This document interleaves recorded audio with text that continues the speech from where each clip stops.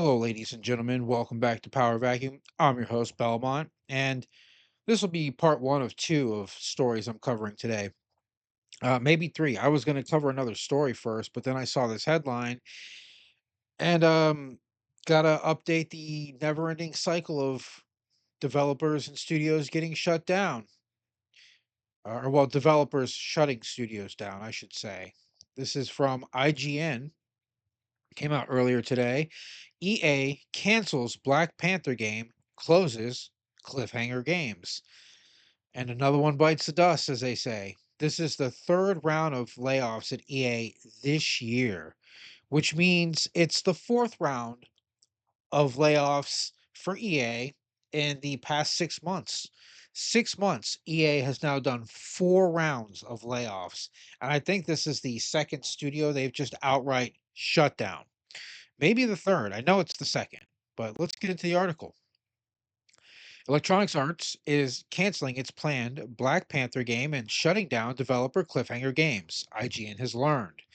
In an email sent to staff from EA Entertainment, okay, President Laura Mealy said these changes, alongside other recent cancellations and layoffs, are being done to sharpen our focus and put our creative energy behind the most significant growth opportunities, which is pretty telling. That means they didn't think a Black Panther game had the legs to run on, so to say. In addition to closing Cliffhanger and canceling Black Panther, EA is also laying off some individuals on both its mobile and central teams. When asked for an exact number of individuals impacted, EA declined to comment. IGN understands the total number of affected individuals in this wave is less than roughly 300 roles cut last month across Respawn and EA's fan care teams, but cannot confirm by how much. So just less than 300, but can't confirm. Is it 299 EA? Are you cutting 299, but because it's less than 300, you can get away with saying that? It'd be messed up if it was. It's probably in the high 200s, which would probably wouldn't take long to find out. But these decisions are hard, Mealy wrote. They affect people we've worked with, learned from, and shared real moments with.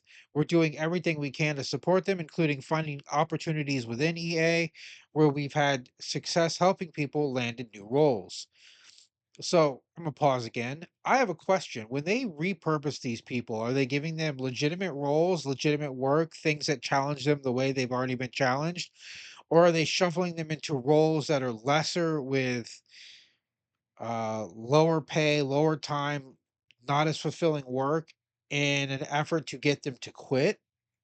Because a lot of times what studios will do is they will tell someone or a group of people, hey, we've got a new role for you at a new part of the studio, and they send you somewhere where you basically don't do anything and you don't get paid as much, which kind of forces people to quit and find better opportunities because they grow accustomed to drawing a certain amount of pay from their work. And if you make less money than you were before, things instantly become harder for you, assuming you don't have the, desire to budget properly. But budgeting is difficult in these day and age. Where were we? As with past rounds of layoffs, EA is endeavoring to place affected individuals in other roles across the company. The company has made use of this placement program with each round of layoffs in recent years, an effort that remains possible despite the constant team cuts, likely due to EA drastically drastically increasing headcount on other teams at the same time. Per GameFile's reportings, EA employed 800 more people as of March of this year than it did the same time in 2024. That's interesting. So you have less studios and less stuff going on, but more employees. That sounds kind of suspicious. To that end, Mealy's email continues.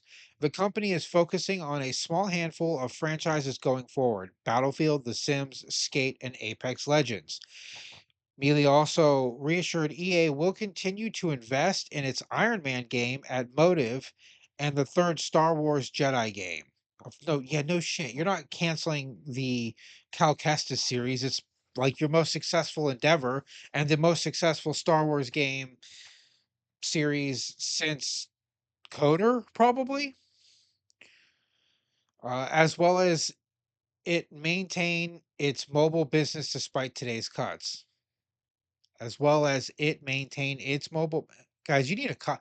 Why do so many of these studios and these publishing companies need copy editors and don't employ them? They either have bad ones or they just don't use them. But it's really annoying when you're reading stuff and you feel like you're having a stroke, but you're not. You're just reading it as it is.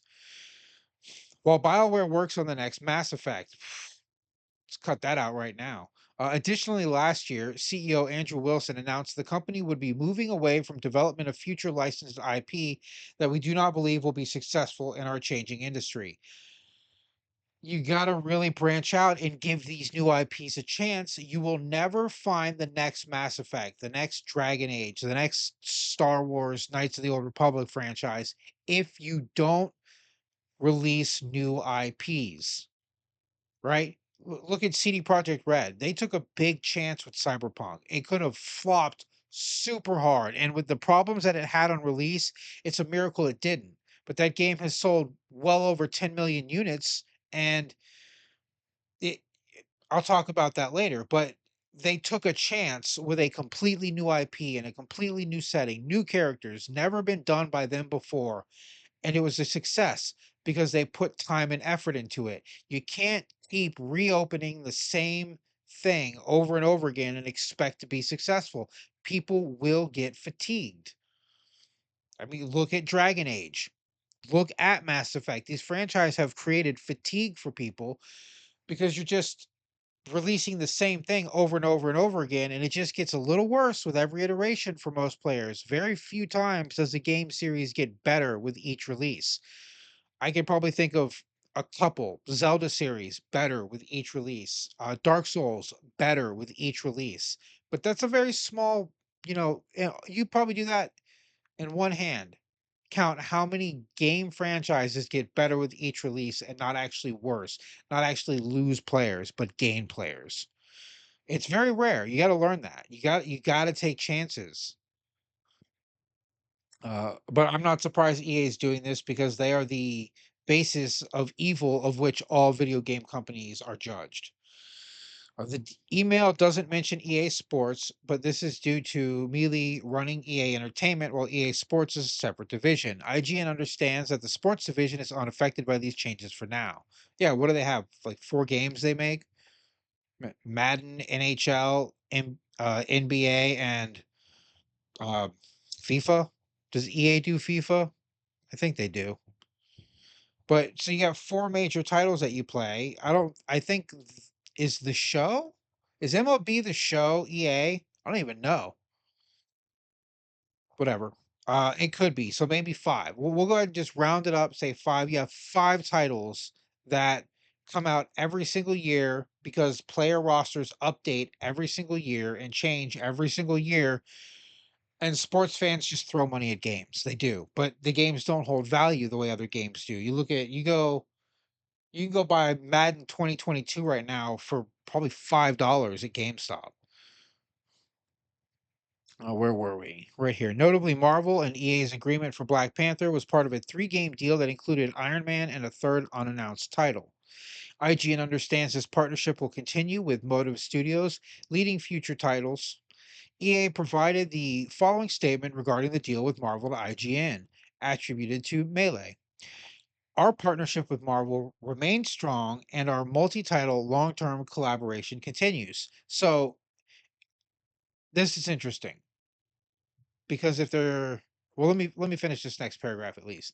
Little has been shown of the Black Panther so far since its announcement in 2023, though we know from a job listing it was to be a single-player action-adventure open-world game.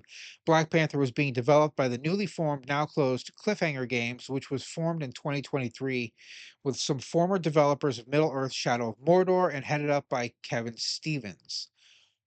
Really? Because the team that did Shadow of Mordor was a great team.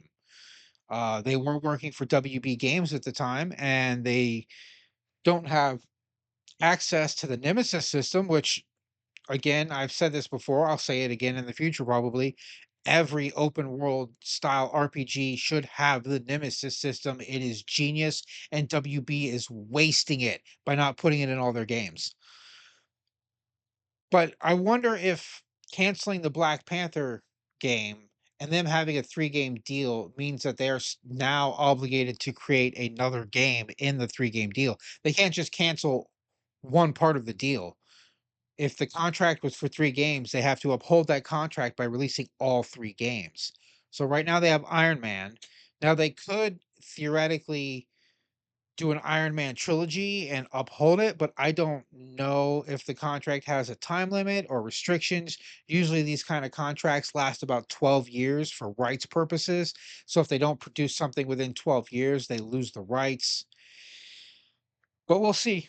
Um, if the game was developing in 2023, it's likely the contract was done in 2022, which means if they have 12 years, they have until 2034 to release and or announce these games that are going to be coming out and begin development.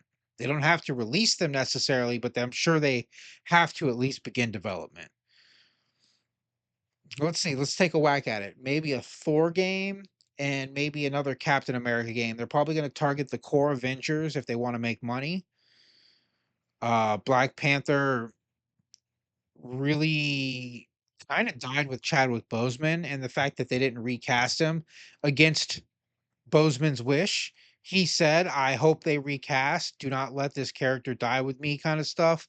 I don't think those were his exact words, but he definitely made it clear that he wanted the character to continue, and Marvel just ignored him because Marvel does what Marvel wants, and they don't know how to make money anymore. They used to, but they don't anymore. These cuts come on the heels of multiple other rounds of layoffs and cancellations at EA over the last few years, and especially in 2025. Just last month, EA laid off roughly 300 individuals, including around 100 at Respawn, while canceling an in development Titanfall game and another incubation project, which is crazy because Titanfall 2 is probably one of the best first person shooters to come out in the past decade. And the fact that they're just canceling one of their best franchises was mind-boggling. It literally boggled the mind. Earlier this year, EA restructured BioWare, moving some developers to other projects and laying off others. In 2024, there was a massive restructuring at EA that resulted in 670 workers laid off company-wide, including around 24 workers at Respawn. And in 2023, 50 jobs were cut at BioWare and an unknown number cut at Codemasters. Meanwhile, EA recently implemented mandatory return to office for all workers, a move that some employees told IGN has left many currently remote workers with concerns about what will happen to their roles long term. When asked for comment on the exact number impacted, the reasons for these repeated cuts, and if more cuts are expected in the near future, EA referred IGN back to Mile's email. Marvel has not yet responded to IGN's request for comment. And you're not going to get a response, nor are you going to get hard numbers, most likely because they don't know themselves. The people you're talking to probably don't have access to that information. They just do press releases. You would have to get in contact with somebody on the board or somebody in HR to get that information, and those people are the kind of people that aren't going to talk because they like keeping their jobs. And there are all kinds of layers and layers of contracts and rules and regulations that prevent people from divulging that kind of information. But there you have it. EA slowly collapsing like a neutron star, and Cliffhanger Games is the next ring to fall, or was the next ring to fall. It has fallen. I'm speaking in the future tense when it's already happened. But yeah, it's not looking good for EA. And if it weren't for EA Sports, the studio would probably already have completely shut down and had to lay off everyone. Because I just don't see them making that much money. They have Star Wars Jedi and I don't know if the Iron Man game is going to. I feel Iron Man fever has died down quite a bit, and it may be too little, too late for them to capitalize on that. If they release it in tandem with the next Avengers movie, Avengers whatever it's going to be called, Doomsday, I don't know. Um, with Doctor Doom and basically Robert Downey Jr. being the evil version of Iron Man, which is kind of what Doctor Doom is, like the actual one, super genius, built a suit, you know, um, creates robots. He's kind of like the evil version of Iron Man in a respect.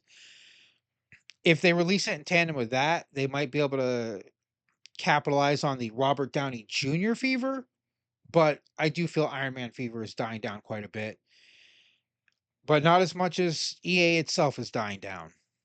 But that's all I have for this report. This is your host, Belmont, signing out.